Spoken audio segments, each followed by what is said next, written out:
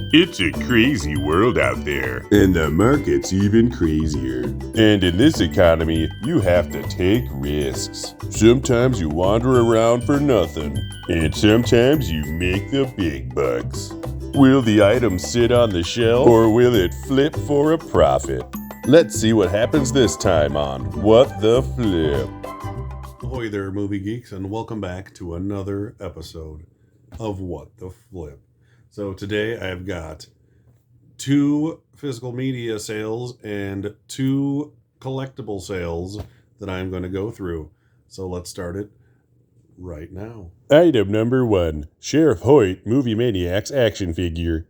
This item was from the 2003 Texas Chainsaw Massacre remake action figure line. So this is the Sheriff Hoyt, I want to say, character played by Arlie Ermy in the 2003 Texas Chainsaw Massacre action figure. I used to collect all the Movie Maniacs, as said in the last episode.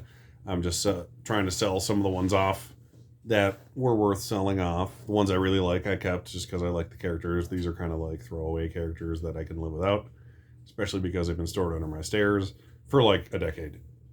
Anyways, these figures when they came out were about $20 a piece for the regular full-size characters. And I managed to sell this one for $38. It was a surprisingly sought-after figure, I guess. So I'd say that was definitely worth the flip. Item number 2, Aaron Movie Maniac figure. Item number 2 is from the same line of action figures, like literally the same release line, the Texas Chainsaw 2003 Movie Maniacs line. This one is the Jessica Biel character, Aaron, I believe. This one I managed to sell for $36 off of the original $20 purchase price back in 2003. It saves me some space, and it was definitely worth the flip. Item number 3, Taxi Driver Digibook Blu-ray. I got this while working at the pawn shop I used to work in.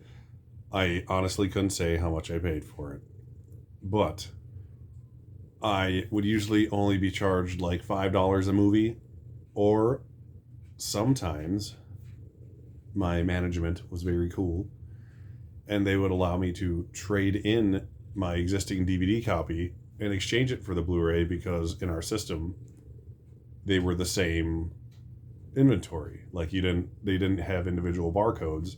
There was just X amount of movies in our system.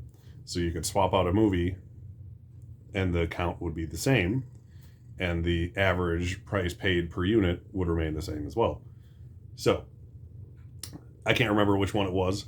So let's just say it was a $5 Blu-ray, because there's like a 50-50 chance that's what it was. I managed to sell it after buying the Columbia Classics Volume 2 set, which has the Taxi Driver 4K in it, for $8, which for a Blu-ray that has been released on 4K and it's not like it's hard to find or anything, I would say that is definitely worth the flip. Item number 4, The Evil Dead 1 and 2 4K Steelbook. I got this the day it was released.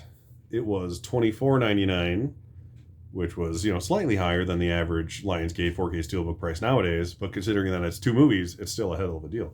I only sold it because the Groovy collection came out. I didn't need 2 copies of the same exact disc in my collection, so I figured for the sake of saving space and the fact that I might be able to turn a profit on this thing I bought, even though it had been opened, I would try to do so.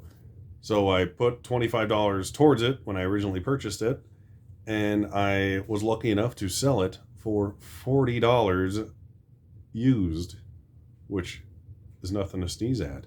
So I would say that was definitely worth the flip. So those are the 4 items I'm going to show off this episode, and let's take a look at the recap, shall we? This episode, Derek had a total cost of $70 and a total sale amount of $121, leaving him with a total profit of $51. Make sure to like, share, comment, and subscribe so you can catch every episode of What the Flip.